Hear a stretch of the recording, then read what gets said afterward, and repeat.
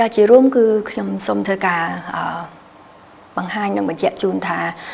កិច្ចការទាំងអស់នេះគឺជាវិធានការសេដ្ឋកិច្ចនៅក្នុងរដ្ឋបាលរបស់សហរដ្ឋអាមេរិកដើម្បីលោកព្យាយាមធ្វើនៅតុល្យភាពនៃជញ្ជីងពាណិជ្ជកម្មរបស់ខ្លួនជាមួយនឹងដៃគូទាំងអស់នៅលើពិភពលោកចាមិនមែនតែដោយឡែកតែកម្ពុជានោះទេ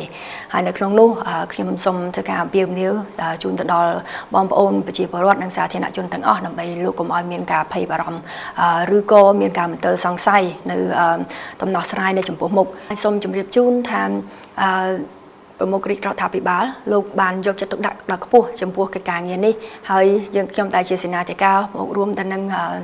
ក្រសួងនិងស្ថាប័នពាក់ព័ន្ធផ្សេងទៀតបានធ្វើការឡើងសុទ្ធស្វែងហើយនឹងបានធ្វើការព្យាករណ៍មួយចំនួននៅក្នុងតួលេខនេះចាពីព្រោះមិនមែនជាការដែលថារឿងថ្មីដាច់ដライសម្រាប់តែត្រឹមថ្ងៃទី3មេសានេះទេចាគឺយើងខ្ញុំបានដឹងព័ត៌មាននេះទៅតាម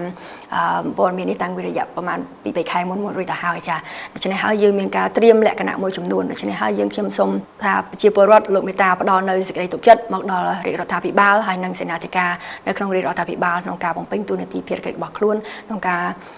ការពារនៅអត្ថប្រយោជន៍របស់ប្រជាពលរដ្ឋក៏ដូចគ្នាទៅនឹងកម្មការនីរបស់យើងពិសេសនៅក្នុងឧស្សាហកម្មដែលលេចធ្លោរបស់កម្ពុជានេះតែម្ដងចាសូមអរគុណ